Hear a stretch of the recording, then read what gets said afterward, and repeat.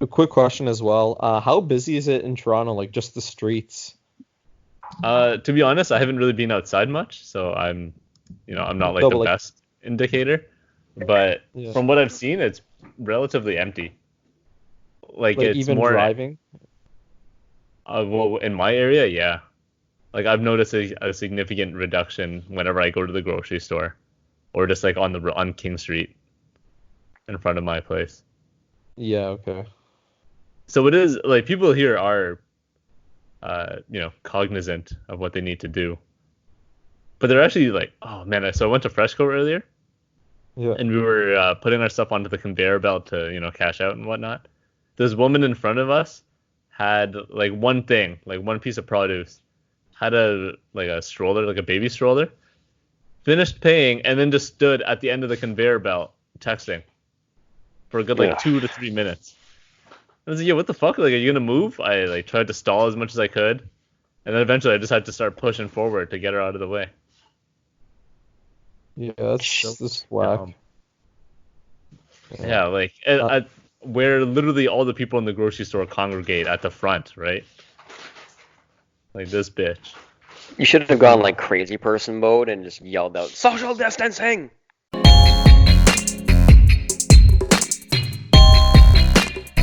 What's up, everybody, and welcome back to the Stretch 4 podcast.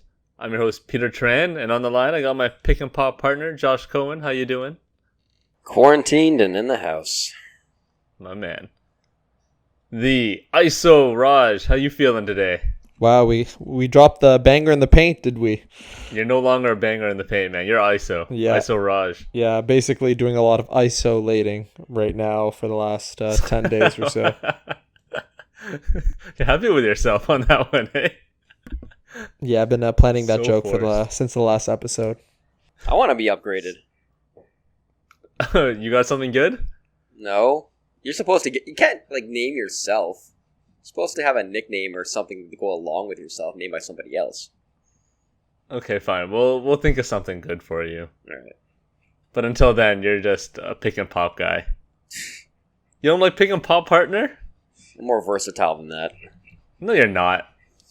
Come on, man. Come on, man. You're no ISO player, that's for sure. I saw you. You can't stop me. No, I don't stop anybody. That's very true. Defense overrated, bruh. All offense. You would not be on one of these lists. I don't know about that. So today we're going to do something that I think it's a little bit overdue. We're looking at the top lineups from a couple of specific teams that we chose, a lot of historical teams. So we're going to be looking at the Lakers, the Celtics, the 76ers. We're going to be looking at these teams and literally the best players that they had. We're going to form the starting fives for each one. And yes, that means we're going to go with traditional lineups. None of this like running four centers out there kind of thing. We're not running an all-guard lineup. We're going traditional just because a lot of these teams have a lot of traditional players, right? Like a lot of these teams had peaks in the 80s when they had real centers, not in the 2020s. So it's a little bit more versatile than that.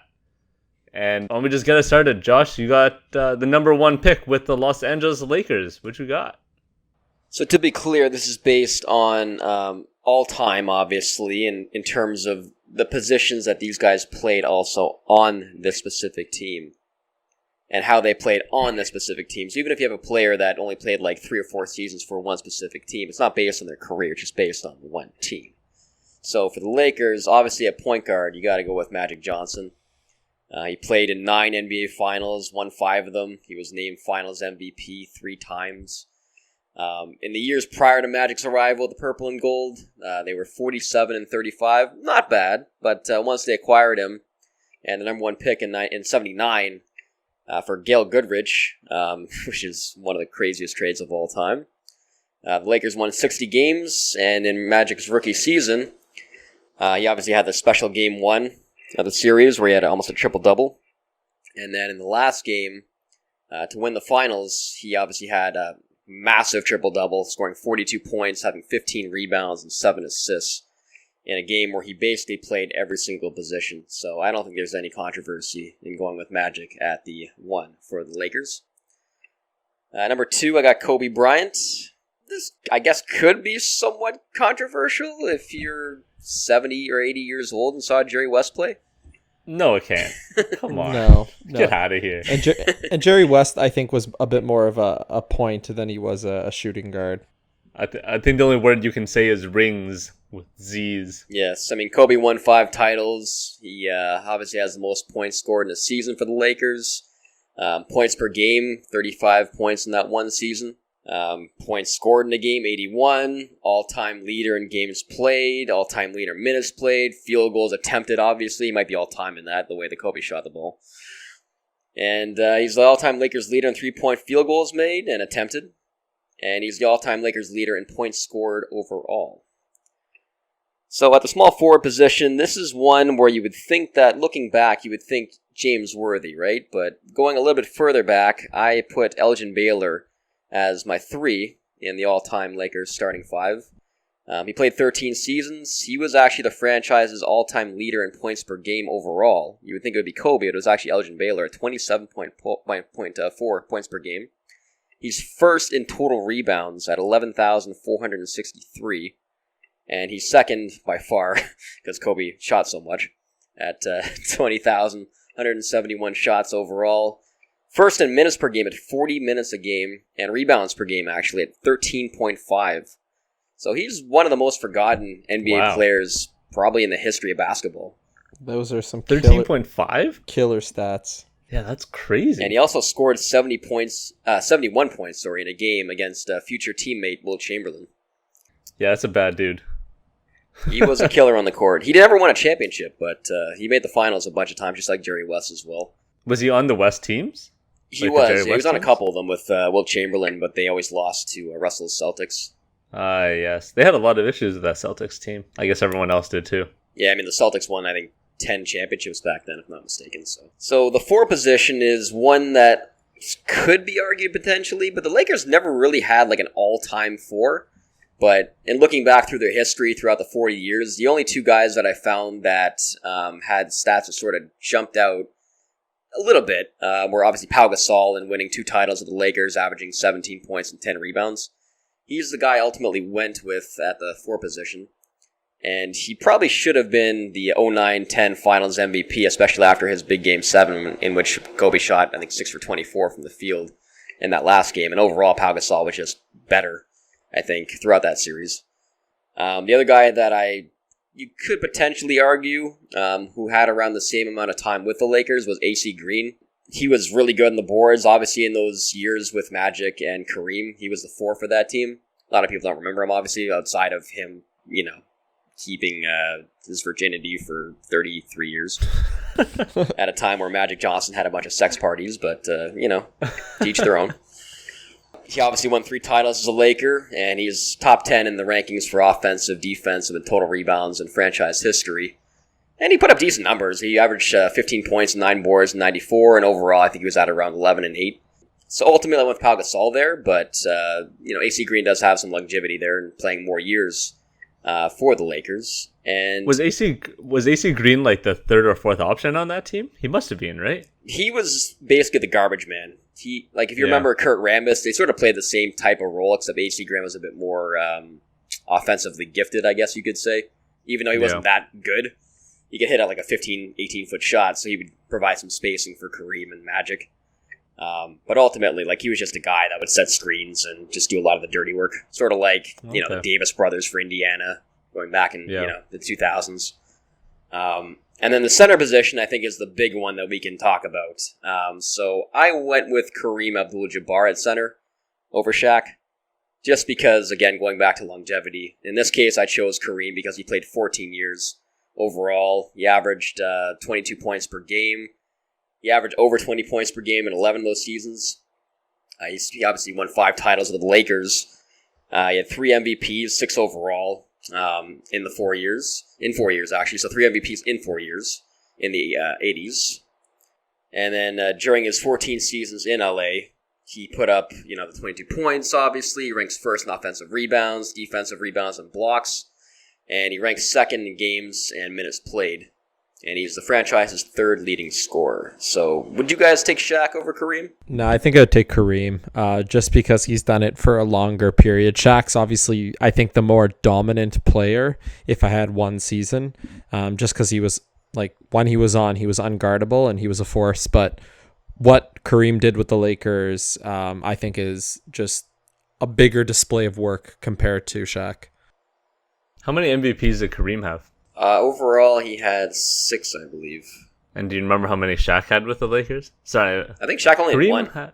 Yeah, I think so. 1 or 2, wasn't it? I think it was only 1. It was only 1? Yeah, because Shaq always talks about that, how, going back in time, he's like, a bunch of these guys had like one specific season where potentially they had better numbers than him, or if you go back to the Nash years, like Shaq is always on that Nash shouldn't have won those MVPs.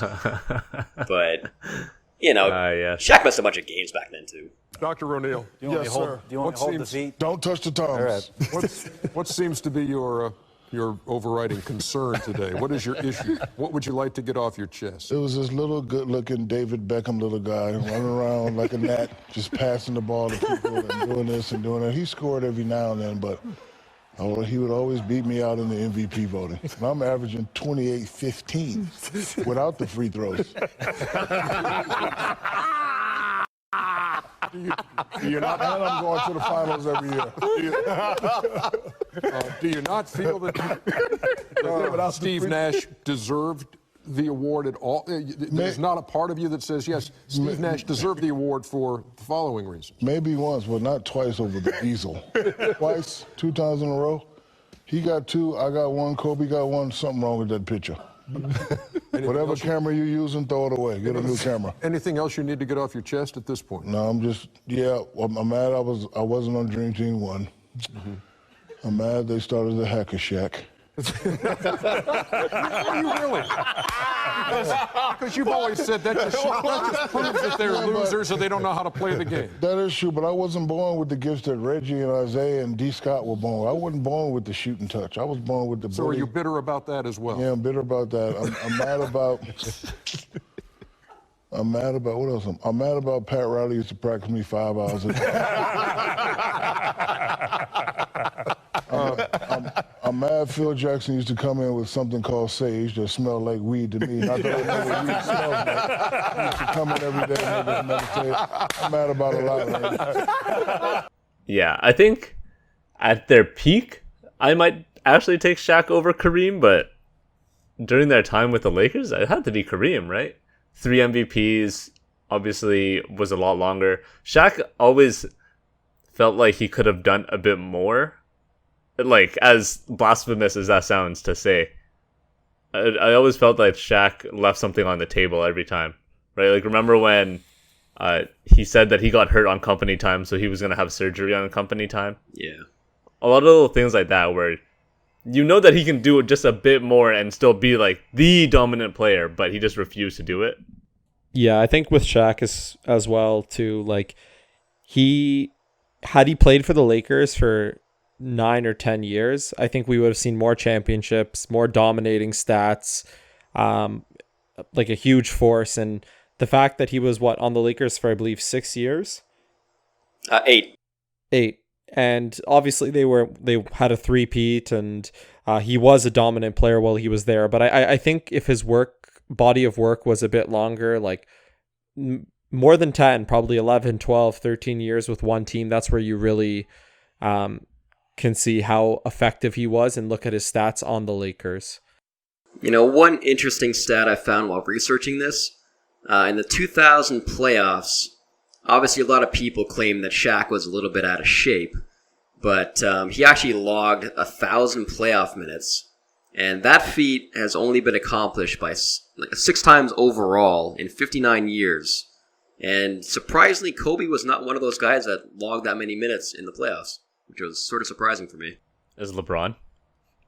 That I'm not sure of. I would guess so, with how much LeBron played in that 1 year, especially when Kyrie and Kevin Love was out. But just the fact that Shaq reached that mark in the playoffs without getting injured or just tiring out was pretty impressive. Yeah, Shaq, it's so weird. Like, he always seems like he was overweight, but he might have just been one of those guys that, like, he's got that type of body, right? he'll never have like a what he calls like a salad eater body. I don't know though, because in college and his first couple of years in Orlando, he was in pretty good shape. Yeah, but that was before he got like big money. Yeah, before Money he changes you, before he man. went Hollywood. Yeah, literally Hollywood.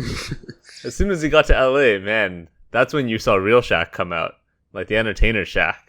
Yeah, he stopped working out as much, and he's just all around the town doing Shaq things. Yeah. Where did you have Wilt on your list? Wilt, I had number 3 in terms of the center position. So he played 5 seasons for the Lakers. And before he got there, they were averaging 115.6 points against. And then once he joined the team, it was 7 points per 100 possession less. So he obviously totally changed how the Lakers were playing back then. And the Lakers won their first championship, and Wilt set a couple NBA records along the way in that one season where he did win the title with the Lakers. They set a record for consecutive wins at 33, which I think is still the record right now. And then during the regular season, they obviously won 69 games that year, and he won his first ever MVP trophy of the finals in that same season as well. So in 72-73, that was the last season for Chamberlain. But in the last season, he averaged, in terms of his field goal percentage, the highest field goal percentage ever recorded, which is probably going to be broken this year if the season does continue by Mitchell Robinson. But his record is currently 72.7% in terms of overall field goal percentage in a season. I mean, that's pretty good. He was all right. It's not bad. Do his 20,000 women also count somewhere? I think it's 50, isn't it? God knows. It might be 100 for all we know. All right, not bad. Just one other tidbit, though, on the Lakers. One player that I found that is also on my honorable mention list, Gail Goodrich. He averaged 25.9 points per game in 71-72 when they won 69 games. He was 10th overall in minutes played, 9th in field goals made, 7th in field goals attempted. And he was a beast. Like, in the seasons that he played for the Lakers, he was averaging 18-plus points per game consistently on those teams. So, another player sort of lost in history, along the same lines as Elgin Baylor. Nice pull. Where do you have Derek Fisher on your list? Hey, one of the greatest role players of all time, right? Yeah. Also one of the bigger snakes of all time. Indeed. All right, let's move on. Raj, you got the Boston Celtics. Nice rivalry there. What you got? Yeah, so obviously one of the more storied franchises in the NBA. So when I was going through this list, I had to go back in the history books and see some of the greats that have played this game. And I honestly didn't have as much trouble as Josh. Maybe I may have overlooked a few players, but I think the top 5 is almost undisputable. So number 1 at center, Bill Russell, 11-time NBA champion. He played his entire career with the Boston Celtics. He played 13 career seasons, 11-time NBA champion. He won the MVP 5 times. He was an All-Star 12 times. He was, interestingly enough, he was 3-time All-NBA first team, 8-time All-NBA second team. One of the best players probably to ever play the game, and I think the Bill Russell Award, the NBA Finals trophy, is named after him. So, rightfully so. He's my center. I don't think there's any disputing his talent and his impact on the game and his role for the Celtics. At power forward, I have Kevin McHale. Obviously, he played a lot later than Bill Russell, but he's in his 13-year career with the Celtics. He won an NBA championship 3 times. He was a defensive and offensive player. Honestly, it was an easy pick. And then I think small forward, I think you guys can guess who this one was. Wheelchair Paul Pierce. No, I'm kidding. Hell yeah. Oh, we all know who it is. Go ahead. Yeah, it's Larry Bird. The poor man's Luka Doncic. Wow. Yeah. Jesus. Interestingly enough, all the 3 players that I have named have played their entire career with the Celtics, and all three of them have played exactly 13 seasons. Which was very interesting. Obviously, Larry Bird, one of the best players in NBA history, 3-time NBA champion, 2 times Finals MVP, 3-time MVP, regular season MVP, 12-time All-Star. The list goes on and on. Yeah, and both those guys could have, if they played in today's day and age, they would have played like 18 to 20 seasons. But both those guys in different playoff runs. I know Kevin McHale broke his foot and then asked to get like a same type of shot as they give I think it's like a cortisone shot or something like that. I don't even know what it was. But they basically numbed his foot in order for him to play the rest of the playoffs. And that totally derailed his career. They're saying that now he can barely even walk. And then Larry Bird also had like major back issues back in I think it was the 90 season. And he came back for I think 1 year where he was somewhat healthy, and then his back just sort of gave out. So, and those guys were playing through insane injuries back then. And if you think, today's day and age, they would have played like 68 to 72 games, and they probably had really long careers instead of it being cut short by their stubbornness. Hold on. Do we remember why Larry Bird had a bad back? Do you guys remember the story? It's something to do with a bar and a lot of drinking. No, it wasn't. This guy wanted to redo his driveway in Indiana and was too cheap to pay anyone to do it. So he hurt his back during the offseason redoing his driveway. Legit. Wow. Yeah. All because he was too cheap. It's freaking amazing. Yeah, just Very to maintain his rep, I'm going to go with the had too many drinks at a bar story. He got in some bar fights, though. I mean, a lot of the stories have been told about him, but he didn't take any shit. Yeah, so continuing my list, these are players that I had to go way back. These are players that I haven't seen any footage of or barely heard their name, but now looking back at just their career and their statistics and how they're regarded in NBA circles.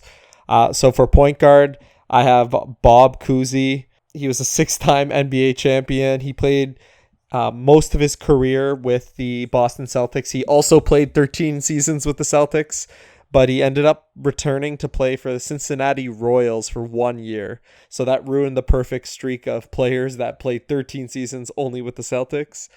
But yeah, 6-time NBA champion. He won a regular season MVP.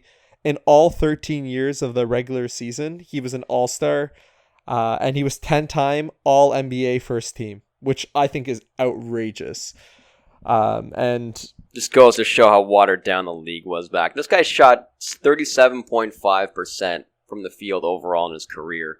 I know it was a different time back then, obviously, and the fact that when you watch his videos, I've seen a couple of them, he's never dribbled with his left hand in his life. It's disgusting. He crosses over from right to right. Are you saying you have a better handle than Bob Cousy? I mean, our friend Kevin, who also only dribbles with his right hand, has a better handle than Bob Cousy. The disrespect. Shout out to Kevin. And Bob Cousy. Bob Cousy. But you can't deny his stats, and I really struggled to find another Celtic point guard that would have probably had the same impact on his career as Bob Cousy did. Just to bring up another name, like JoJo White, he won 2 NBA titles, 1 NBA Finals MVP, surprisingly, which is something that just, jumps out of the page at you. He's a 7-time All-Star, 2-time All-NBA second team, and his number was retired by the Celtics, just like Cousy's was. But at least JoJo White's game was watchable. So, I mean, I agree with you that Cousy's number 1, but... This guy... Man, those highlights, they're brutal. Once we're done this podcast, everyone go watch Bob Cousy highlights for 30 seconds or as much as you can stomach, and you can just see how disgusting the league was back then. This guy's so rude. Raj, who's your 2-guard? Yeah, so I think Josh is going to love this. This one I actually had a more modern player that I was about to put in my starting lineup, but Ricky then Davis. again, Pardon me? Ricky Davis. Yes, exactly. Great Paul. Yeah, I was gonna go with Tony Allen or something, but I'm gonna go with John Havlicek. His career was in line with Bob Cousy's. He played a little after him, but as a career, his accomplishments are just again unmatched. 8-time NBA champion, 4-time All NBA first team. He's a 13-time All-Star. He won Finals MVP, and also defensively, he was a 5-time All NBA first teamer. So really can't dispute him deserving second place. Because I couldn't watch any of these players because none of them really played before I was even born, I have to give some love to a few players that at least I recognize their names. Paul Pierce, obviously. Sorry. Yeah, Paul That's Pierce incredible. obviously is he played his entire career with or most of his career, I should say, with the Boston Celtics. But again, he's no match to Larry Bird, and obviously Kevin Garnett had 2 good years as a power forward, but that's pale in comparison to Kevin McHale. So that's about it. I think the Celtics lineup is really, if you were watching NBA between the 1955 and 1995, you'd recognize all those names, and I don't think you would dispute any of the top 5 greatest Celtic players. Yo, Josh, would you put Kevin Garnett ahead of McHale? No, I mean, I love KG. Good. He's my favorite player of all time, obviously. But McHale, again, going back to longevity, he played 13 seasons with Boston. KG only played, I think it was 5 years overall. I mean, KG was a 5-time All-Star with Boston. He won an NBA championship, won Defensive Player of the Year. But ultimately, I mean, Kevin McHale had a bunch of really great years with Boston, obviously. Yeah. And, if you listen to Charles Barkley tell it, he's the best player of all time. Or the best That's player that power Charles Barkley's forward. played against. Sorry. The hardest player he's ever had to cover is what Barkley He said that he's the best player he's ever played against. I think that's just a slight to MJ, though. Yeah, maybe. Maybe because MJ keeps beating him on the golf course. Yeah. And the other guy that sort of jumped off the page at me was Tommy Heinsohn. He won 8 NBA titles. He's a 6-time All-Star, 4-time All-NBA second team, Rookie of the Year, and obviously his numbers retired. And he's become one of the greatest color commentators of all time, if you just like to be entertained by homers. I think that's why everyone knows who Tommy Heinsohn is. The fact that he had such a great playing career, nobody really knows about that. It doesn't matter. He's just a crazy old man on the mic now. It's true. Shouts to Tommy. Walter McCarty. I'll tell you, I took a look at Baines in the shower.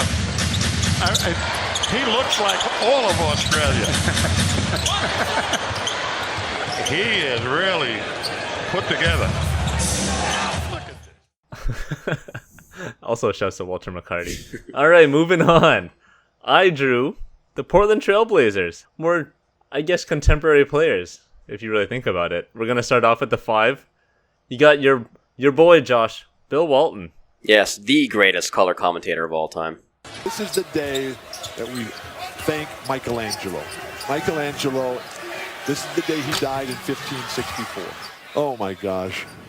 Michelangelo, thank you so much. There you go. 77 Finals MVP. He obviously brought Portland their only championship. 78 MVP. His career was, shortened because of a lot of injuries that he's had, but 17.1 points per game, 13.5 rebounds, 2.6 blocks. So this guy was a beast in the paint. In a time that, the paint was really dominated by a few of the major players, right? You had Kareem and Wilt in the 70s, but after those guys, it was all Walton. Yeah, Walton was basically Jokic if Jokic wasn't like 350 pounds. So yeah, if Walton Jokic is was the showed up in Jokic. shape. Yeah, with a fro. Yes. And a great headband, too.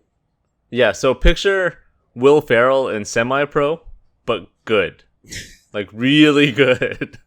And you got Bill Walton. But picture Will Ferrell. At the 4, I got everyone's favorite lazy runner, LaMarcus Aldridge. 19.4 points, 8.4 rebounds. This guy is one of the beacons of consistency for, any player in the league. Consistently just brings it. He's always, in the mid to high 50s field goal percentage. Very efficient shooter, efficient player. Good defensively, not the best, but he's good. He's reliable. And he spent, let me check. How long did LaMarcus Aldridge spend in Portland? My guess is 8 years. 9 seasons. Yeah. So LaMarcus Aldridge, man, he's probably the best power forward that they had. At the 3, I'm going with Clyde the Glide Drexler. 20.8 points per game, 6.2 rebounds. No, you can't do that. You're crazy. You can't do that. Who? You're moving over positions, man. Drexler played the 2. No. Yes, sir. No. He did. Really? Yep. Oh, man. This is why I was going to bring up, like, before the podcast, we were talking, what's the toughest position to fill of these 6 teams?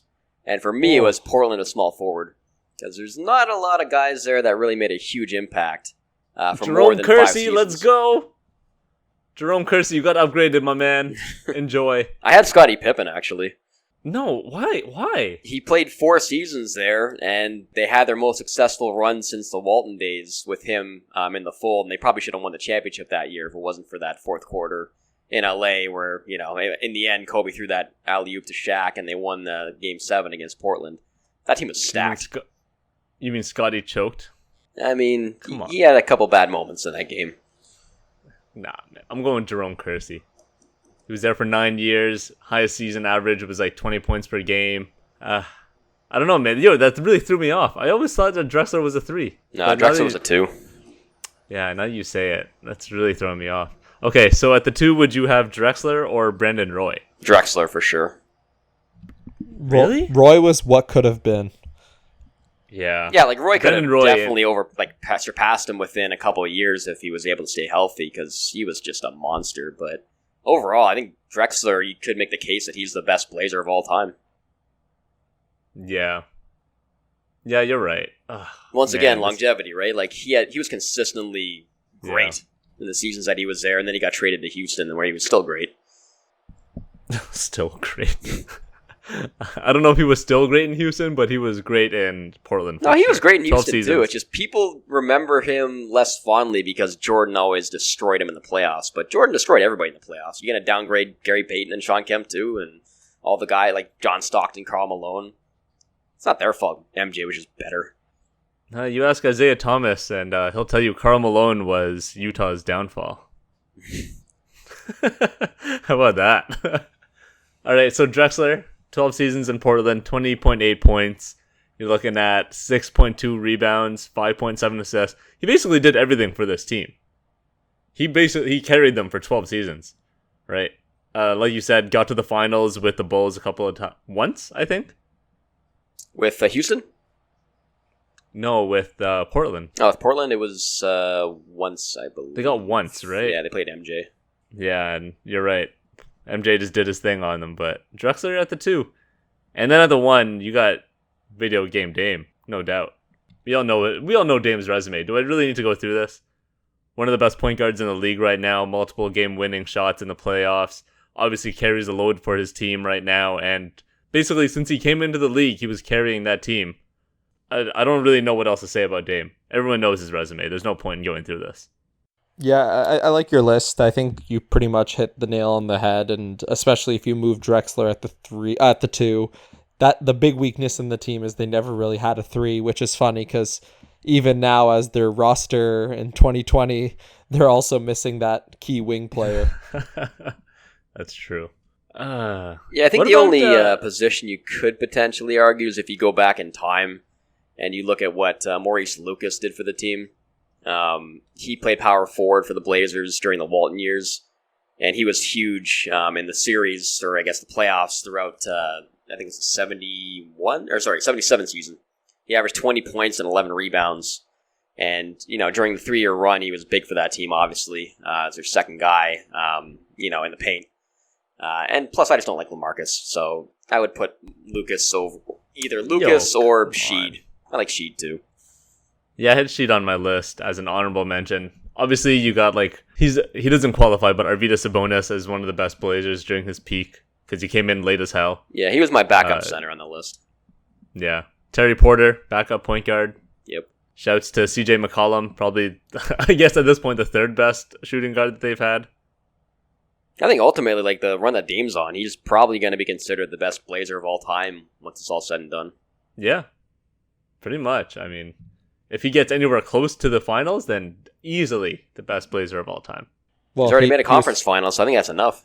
Yeah, exactly. And he's done it for so long, and it looks like he has another 3 years left on his contract, and I can see that team turning it around next year and at least making the playoffs. So that's a lot of consecutive years of hitting big shots, making the playoffs, or not consecutive, but a lot of years of making the playoffs and making your team relevant. All right. Well, moving on, Josh, you drew the Philadelphia 76ers. So at the point guard position, I had to go a little bit further back in time. At first, I thought it was going to be Maurice Cheeks based on how Philadelphia 76ers fans talk him up. But going even further back than that, a player named Hal Greer averaged 22 points per game to lead the Sixers to an NBA championship in '67, 10-time All-Star, All-Star Game MVP. He actually set the record for most points scored in a quarter at 19 during an All-Star game, which is a little-known fact, obviously. 7-time All-NBA second team, and he scored 21,586 points overall, and he's 40th all-time in NBA history. So a bit of a shocker there. I was sort of surprised by that. I thought for sure Maurice Lucas would be, not Maurice Lucas, sorry, Maurice Cheeks would be number 1 on the point guard depth chart, but I have Hal Greer there. And then second, for the shooting guard position, I have Allen Iverson, obviously, considered maybe the greatest Sixer of all time. Whoa. You're putting AI at the 2? During AI's prime, Eric Snow was the point guard. He was. Really? Yes. Really? In 2000? Or 01? Yeah, 2000. Yeah, when they made the finals, Eric Snow was the point guard. I don't it's know, not man. cheating. He played the majority of his minutes at shooting guard. I don't know, Josh. Larry Brown had it. Larry Brown said that Allen Iverson was their point guard. Eric Snow brought the ball up. Get out of here. No, he didn't. Allen Iverson did everything offensively for that team. You know this. So is Kobe a point guard? No. No, but Kobe didn't bring up the ball that as much as AI did. AI played shooting guard. Let's be honest here. No, he played point guard. No, we didn't. You guys are crazy. Nah, dude. You check anywhere, Allen Iverson is listed more as a point guard than a shooting guard. Even on Denver, he wasn't a point guard there. Who was? J.R. Smith? Come on. J.R. Smith came off the bench, didn't he? Yeah, he did. They were playing. Denver only had Iverson. Carter. They were playing Carter at point guard a lot. Dude, no. Sorry, man. I'm telling you, man. With the I'll Sixers, let you have it. I would. If you look up the stats, AI played the shooting guard position a lot more than he played point guard. And the reason why he did that is because he was getting tired out bringing the ball up against pressures, so they had Eric Snow bring it up instead, or Aaron McKee. I'll allow it, but I don't like it. You consider AI to be a point guard? No, I just consider him what Larry Brown had him playing. Larry Brown had him as a point guard. No, he didn't.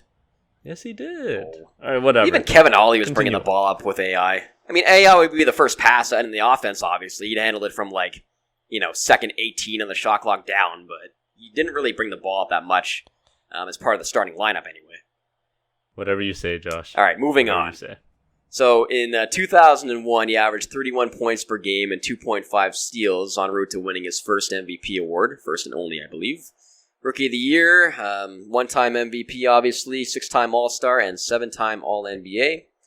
I don't think it's in dispute that he obviously is the best shooting guard of all time, and arguably the best Sixer of all time. There's a point of contention there, I think, in going up against the next guy, which is Julius Erving at the small forward position, who revolutionized the dunk, obviously, and how small forwards play, especially in today's day and age. He only played 11 seasons, but he was an all-star all 11 seasons. He was the MVP in 1981. He averaged 25, 8, and 4.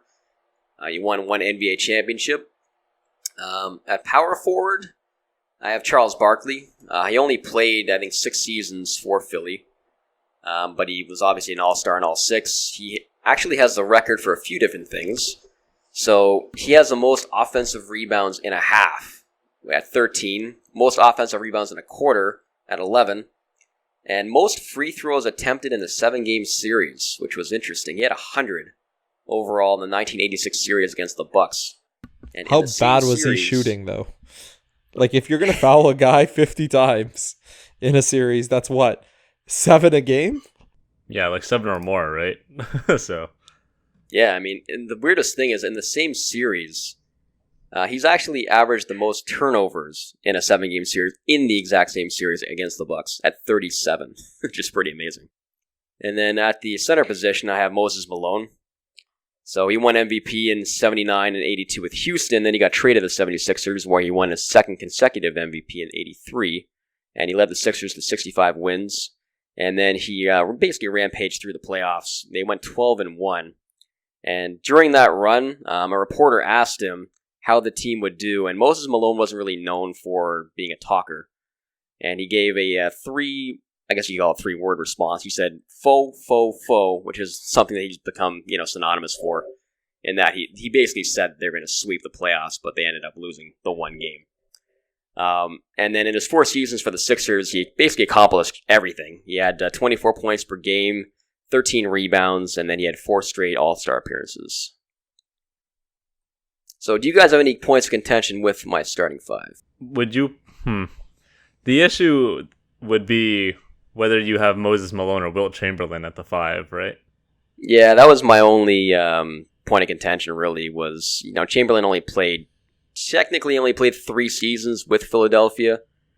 He actually played 3 years with the Philadelphia Warriors. He started his career with them, and then they moved on to San Francisco and played 3 seasons there. And during his first stint with the Philadelphia Warriors, he had a 50-point average throughout the course of a regular season. And he obviously had that 100-point game. So his stats were just insane back then. But 50 points. He played 48-plus minutes a game in that season, too. There's a couple overtime games where he played extra minutes. So he actually averaged more than 48 minutes a game in that one regular season, which is just insanity. And we go back to his 50,000 number. Yeah, for sure. He was busy back then. He basically got no sleep and still somehow played more than 48 minutes a game, which is very impressive. Yeah. So, what if you put Moses at the 4 and then Wilt at the 5? That's cheating. Is it? Moses Malone never played the 4, because back then you had the traditional power forward who didn't really shoot at all, but it was like the garbage man back then. Yeah, that's true. But on Basketball Reference, he is listed as a center and power forward. Yeah, I suppose. That's probably in his later years, but I don't know. I mean, at the same time, Chamberlain did win MVP awards in all 3 of his 76ers years. And he averaged 27, 24, and 7 assists a game and 1 championship. So his numbers are just insane. Ugh. Is Wilt Chamberlain the best athlete of all time? Other than LeBron, yeah, maybe. He might be a better athlete than LeBron. Like, he used to do triathlons and stuff and win those too. Like, he was just a freak. Yeah, but LeBron isn't allowed to do those things either, right? True. Like, it's a different time now, because before, athletes could do whatever they wanted before. But LeBron hasn't banged now you're so 50,000 streamlined. chicks either. Or maybe he has. That you know of. Yeah, that's true. Yeah. All right, any special shout-outs? Actually one, Doug Collins? So Billy Cunningham, who was nicknamed the Kangaroo Kid. I'm not exactly sure why, but it's a pretty cool nickname. He accumulated 21 points, 10 rebounds across 11 seasons in the NBA and ABA. And he won a title with the 76ers in 67. And a fact you may not know is after he retired as a player, he took the reins in Philadelphia as the coach. And he became the quickest coach to 200 and then 300 wins in league history. And then he stewarded the franchise to another title in 83. And overall, his coaching record is second in terms of percentage only to Phil Jackson at 454 wins and 196 losses. So in terms of the players we've talked about who have sort of been lost through history, he's been a coach that's been lost through history with an absolutely insane record as a head coach. Yeah, it's badass. Yeah. That's why I know his name. I definitely don't know his name as a player, but as a coach, I've heard it here and there. And he's got one of the cooler nicknames of all time that nobody's really heard of. You can say it again. The Kangaroo Kid. There you go. Wonderful. I like the emphasis. All right, Raj, you drew. This is a little homer pick, because this team is definitely not as historic at all, but you gotta give the fans what they want. The Toronto Raptors. Oh, we are historic, baby. Come on. Yeah, prehistoric. Ooh, that was a good one. You planted that one, eh? Talking about this team, complete opposite is the Celtics. The Celtics were a team that you really had to go in the history books. This Toronto franchise didn't exist before 1995. So all these players are more recent. These are all players that I've seen, grown up, really watching. But I think the list, to be honest, is really not disputable. I'm going to start off with the point guard position. There have been some good point guards, but none better than Kyle Lowry, an NBA champion, 6-time All-Star, all with the Raptors. He has made an All-NBA team. That was in 2016.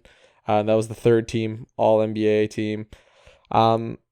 Overall, I think he's had a better career than the other Raptors point guards, particularly Jose Calderon. He really established himself coming from, I believe it was Houston. He was traded from Houston to the Raptors, and since that trade, he's really established himself as one of the better point guards in the last 8 years, and just consistency and good tenacity on the defensive end. And I think he's one of the best Raptors, period, and definitely the Raptors' best point guard. Oh, you can say it, man. He's the best Raptor of all time. Yeah, Wow. I would say so. The shooting guard that played many of his seasons, I believe 9 seasons beside him, was DeMar DeRozan. And and even though Josh had a lot of misery, I think that being said, he brought the team from pretty much the basement of the Eastern Conference all the way for several years, and he was a 4-time All-Star. He made an All-NBA second team and an All-NBA third team. And overall, I think he did it consistently for a Raptors team that really had no identity, and he created the platform that helped them springboard into their NBA championship last year. So if somebody's just listening to this a few seconds into what you just said, they would think you're talking about Vince Carter. Yeah, well, they would think that, but I think DeMar DeRozan, in my opinion, has done more on the court for the Raptors than Vince Carter has. Yeah. Hard disagree. What do you think, Peter? They're both good. I like Vince more, but DeMar does have that longevity. Like what? How many years do you think that DeMar DeRozan has played in the playoffs? How many times has DeMar DeRozan choked in the playoffs?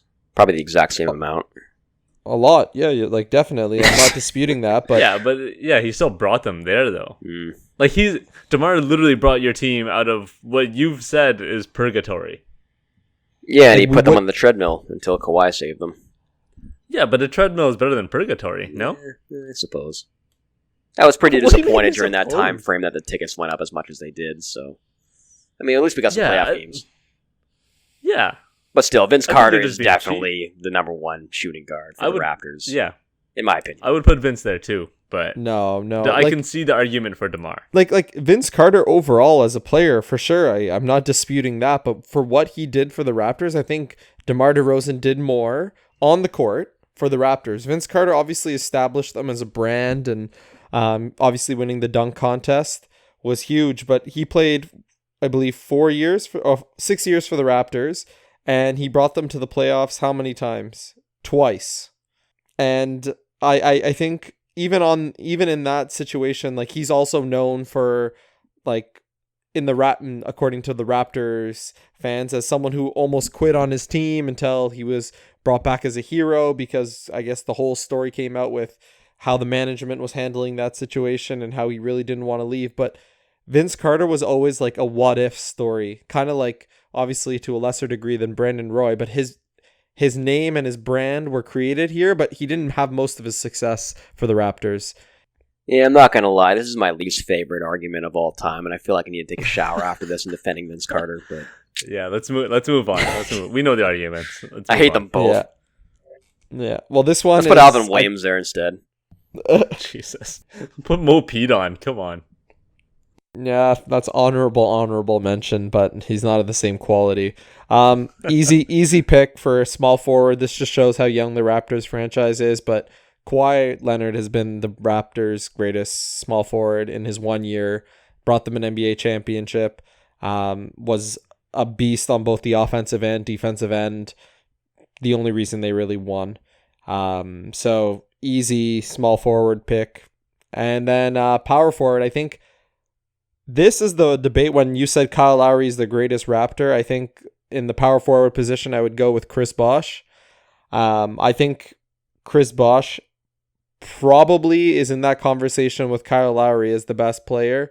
Although he didn't have the same level of success, he was a consistently good player with his 7 years with the Raptors. During that time, he went to he was an All-Star 4 times. He was an All-NBA second team. He made the first All-Rookie team. And even though he wasn't like a big playoff beast because the team was poor, I think he still made them relevant and watchable. Yeah. Agree. I have no arguments there. Bosh was a monster. Yeah, would Bosh be a better player than Kyle Lowry is in the greatest Raptor of all time? I think so because Lowry won. Like if the Raptors didn't have that championship, I would say Bosh. Yeah. But the championship just trumps everything. Yeah, I agree. But it's close, I think. Yeah, and then this is one that I really struggled with, the center position. That's why I put it for last. Oh, man. All right, go ahead. Jesus, Josh. Yeah, like I really, I don't know who you would want to put, but the only real traditional center that I really remember playing for the Raptors and having an impact is JV. Thank you. I thought you were going to say Antonio Davis for a second there. I was going to say AD. He played more the 4. Big dog. Antonio Davis? No, Davis played the 5. Oh, you did? Davis is definitely a 5. He was just short. He was like 6'9". Davis played the 4 in Indiana because they had Rick Smits, but for the Raptors, he played the 5, and then Oakley played next to him. I see. But yeah, I would go with JV. A kind of forgotten piece for the Raptors' success with DeRozan, but yeah, he was a good player. He was young. He's still very young, still active, and the Raptors really haven't had a dominant force inside, but JV, I would say, is the best Raptors center of all time. Yeah, as long as you don't need him getting any tips, you're pretty much good to go. Ugh, come on, man. So unnecessary. No, it's true, though. Out of JV has never... Like, he's one of those guys who you always thought could do a little bit more and, like, live up to a bit more of his potential, but has never got there. JV was a monster in the playoffs, so in all those years. I mean, he was the one guy that consistently showed up and gave you double-doubles, and you knew what he was going to give you every single night. Empty stats. No. Empty stats. I'm sorry. If you're going to say DeMar DeRozan didn't show up and didn't bring anything to the playoffs, JV didn't do much more. Yo, check his stats, bro. There's no meaningless stats in the playoffs. Check the dubs. They're non-existent. Well, maybe if they featured him more, they would have won more games instead of DeRozan hogging the ball all the time. Gotta blame the coach, don't you? Don't get me started on him. He's not going to be in that discussion of greatest Raptors coach of all time. Who's the greatest Raptors coach of all time? Come on, Nick Doctor. Come on. Nick Doctor. Wow, I definitely set that one up. He's been upgraded. Okay. Soon enough, he's going to be a surgeon. Wow. Okay, not bad. It's not even a discussion. Come on. Yeah, it's actually not. Only because JV was there for so long. Shout out Lenny Wilkins, though. Shout out Hakeem Olajuwon. 1 season with the Raptors. Yeah, the forgotten season. All right, any honorable mentions that we've got here? No, not really. I think got it pretty down. Who would be your backup point guard on this team? That's my only point of contention with this Raptors squad. The Raptors have had good point guards. You had the TJ Ford / Jose Calderon combination for a while. I would say Jose. Alvin Williams before that. Muggsy Bogues. Damian Stoudemire. Yeah, Damian Stoudemire would have been nice. Yeah, any of those guys. I mean, Jose had the best assist to turnover ratio ever on the Raptors. Remember that? I remember the days where there was 3-on-2 fast break. Jose would bring the ball up and he wouldn't, immediately outlet or make the right pass, and then he'd just back it out and the Raptors are running their 24-second offense under Kevin O'Neal. It was so brutal. Yeah. Do you remember that one year that he was up for All-Star discussion and Gilbert Arenas started writing a blog about how ridiculous that was? I don't remember that, but that sounds like Gilbert. Yeah. Like, he was the first NBA player to get a blog. I think it was actually on NBA.com at the time in like 07 or 08. And it was because Jose Calderon had like a 10-to-1 assist-to-turnover ratio and was in All-Star discussion. And Gilbert Arenas just went, yo, are you serious? Are you people actually serious about this? Yeah. Gilbert Arenas had a lot of firsts. I mean, he was the first player to bring a gun in the locker room, too. So, good for him. That you know of. Yeah, true. Well, I guess, you don't know what I guess happened in the 70s pull and it out. 80s. Yeah, to flex on somebody with it. Yeah.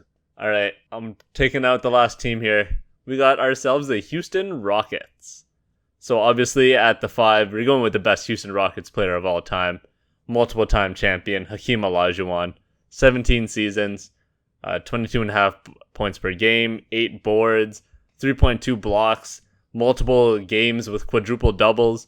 This guy was just a beast. There's no contention at the 5, right? No, Honorable but at the mention. same time, like, Houston's probably had the best run of centers throughout the course of the last 30 years. Yeah, they had Ralph Sampson, obviously, with Hakeem. Yao Ming, for more contemporary history. Moses Malone before he got to the 76ers. Houston goes way back. Don't forget with Chuck the 5. Hayes. Who can forget Chuck Hayes' broken The Chuck shot? Wagon. Otis Thorpe is in there. How about that? At the 4, I got Rudy Tomjanovich. 11 years with the Rockets as a player, 17.4 points, 8.1 rebounds, 5-time All-Star. Could have probably played a lot longer if he hadn't actually gotten into a fight during his time. Basically, who was it that punched him in the face? Kermit Washington, I believe. Ah, yes, Kermit Washington. In 77, just like socked him right Have you in seen the face. video of that? It's disgusting. Like, he blindsided him. He almost died. Oh, I've only heard about the stories. I've never actually watched a video. Ugh, don't. But yeah, it was legitimate, like, life-threatening head injuries. And thankfully he made a full recovery, was able to... I think he played in, like, the All-Star game or something that year. Kind of like I don't think Magic he came did, back that year. He was gone for like a little while. Or the next year, maybe? Possibly, yeah. He was out for a while, yeah. I mean, without But then- seeing either one of these guys playing, I will argue that Elvin Hayes should be number 1 because he averaged 21 points and 12 rebounds over 7 seasons and only missed 2 games. But again, that's up without seeing him play, so, you know. Yeah, I like Rudy's story more. Yeah. Because Rudy ended up coaching the team for a while, too. When they won. How about that? You know, before doing research, bang. like thinking back over the course of the last 30 years, the only power forward for the Rockets that I could think of was Robert Horry. Yeah. Like, he was really good for those, like, Olajuwon teams. He wasn't, like, quite the level of Scottie Pippen, obviously, but he was, like, poor man's Pippen back then. You couldn't think of Luis Scola? He was great, too. PJ Tucker. Yeah. Shout out. True. At the 3, I got T-Mac. Yep. Obviously, one of the best scorers of all time. We've all seen that clip of him hitting 13 points in 33 seconds, like, multiple times. 22 points, 22.7 points, 5.5 rebounds, 5.5 assists. Obviously, his career was also derailed by injuries. He had a constant back injury that he just could never kick. But T-Mac could have been one of the best, honestly. One of the best scorers of all time. Could have been one of the best if he wasn't always injured. Yeah, it's pretty amazing. At age 32 or 33, he was on the Spurs bench as they went to the finals and didn't play a minute in the finals. Yeah. And that was after he played in China. Yeah. Right? Like, he had played for the Pistons, the Knicks, the Hawks, all after the Rockets because he just couldn't get a healthy back. It's a real shame what happened to the guy's career, man. T-Mac was a monster in his heyday. Yeah, he was definitely one of the most talented players of all time. Yeah. Yeah, and I think, too, we're mentioning a few players, like, not only on the Rockets, but there's a lot of players that were mentioned as honorable mentions or they made the team, but we're always saying, like, what if, and it's a damn shame, but he's obviously one of the greatest Rockets. Yeah. At the 2, I put this guy in the right position this time, Clyde Drexler.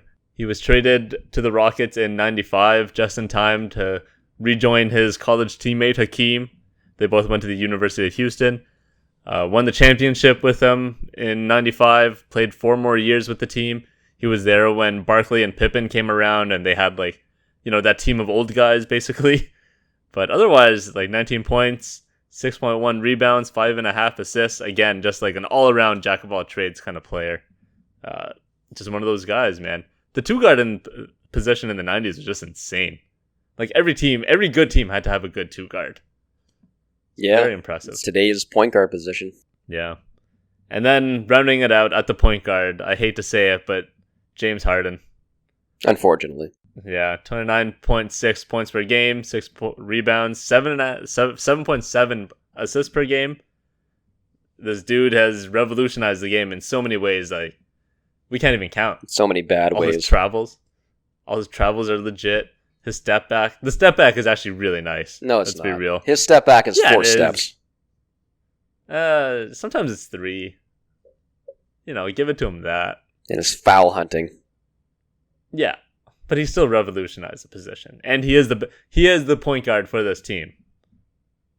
No matter what you say. So James Harden at the 1, and then special shout outs. We already did a couple: Ralph Sampson, Otis Thorpe, Chris Paul. That's for you, Josh. Vernon Maxwell, the guy who would fight anybody on the drop of a dime. Steve Francis and Coutinho Mobley, guys that we all grew up watching, and Calvin Murphy. Bang, Houston Rockets. Don't forget NBA great Kenny Smith as well. No, I'm good. I'd rather have Sam Cassell than Kenny Smith. Me too. Sam Cassell had big balls, invented that dance with the Houston Rockets. What did Kenny Smith do? Yeah, Sam Cassell, maybe one of the greatest clutch players of all time. Not even joking. Up there with Robert Horry. Yeah, honestly. He's probably the point guard. He's probably the clutchest point guard of all time. More than Derek Fisher? Yes. I mean, Fisher hit, some crazy shots in bigger spots, but I think overall, Cassell had a ton of game winners. And Cassell didn't need to ride Kobe's coattails. Yes. All right, that's it. Got through 6 teams, guys. How do you feel? Anyone that we missed? Anyone that should have been given more respect on our list? Not that I can think of. I mean, we're probably not giving enough respect to the guys from the 70s and 80s, but, obviously we didn't really watch them either, so it's hard to really compare them to today's players, which they seem to love to do and just crap on today's game. I mean, most of those guys do anyway. Yeah, other than Isaiah Thomas. Yeah. I mean, remember during Steph Curry's run, they would always interview Oscar Robertson, and he would just totally just shit on Steph every single chance he could get. Because Steph was breaking a ton of records. Yeah, and then when Russ broke his records, he was like, "Oh my God, Russ Westbrook is amazing! Yeah, triple doubles! Woo. Yeah. Yeah, that's old people shit." Talk about ruining the triple double stat. Way to go, Russ. Wow. All right. I guess that's all the time we have now that you've slandered Russ on this podcast and Vince Carter. Houston Rockets fans will hate us. Yeah, I think most fans will hate us. Maybe the Raptors fans will hate you for talking trash about DeMar and Vince. Yeah, they both suck. 2 of the most notable Raptors of all time, and they both get shat on. Yeah, they're both trash. Well, I just have one thing to clarify. So you both think that Vince Carter deserves to be the shooting guard for the all-time Raptors team? Yep. 100%. Okay. What do you think the Raptors fan base thinks? DeMar. Well, I mean, But it depends I what also age think- you are. No, overall, the general fan base. If you had a chance to interview or poll all Raptors fans across the globe. I think it would be 60-40 Vince. I think it would be DeMar. But a lot of Raptors fans are young, right? You got to think that most of these fans just started watching basketball a few years ago because of DeMar bringing the Raptors to the playoffs. Exactly. Yeah.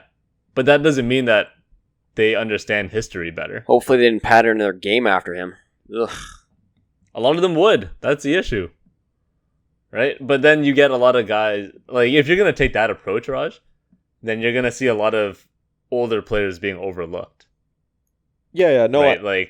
I'm not debating that Vince Carter doesn't deserve to be in the conversation. I just think Vince Carter was more known to Raptors fans, and his impact was both on and off the court. I'm not diminishing what he did on the court. He was still an excellent player. But I think what DeMar did on the court and his accomplishments on the court were, in my opinion, bigger for the Raptors and bigger impact. Even though he never won the ship, neither did Vince, but he was there more often. He was carrying the team. He literally brought them from like, oh, let's make the playoffs maybe, to let's be a top seed in the East year in and year out. For me, I just think that Vince Carter was a better player during his time versus DeRozan's time. I mean, DeRozan had a better team, and Vince just had a better overall impact on the Raptors organization throughout, on the court and off. So with those two things, I just think that Vince just is better, period. But I do see your point, obviously. I just think that Vince was definitely better than DeMar. I'm going to put up a poll. Find it on Stretch 4's Twitter feed. I want to see what Raptors fans actually think about this. It's a good question. But that is all the time that we have for this week's episode. Please remember to rate and subscribe on iTunes. Hit us on Google Play, Spotify, Stitcher, Anchor, all the major podcast platforms. We're on Instagram and Twitter. You can find that poll there at Stretch4Pod. And until next time, peace.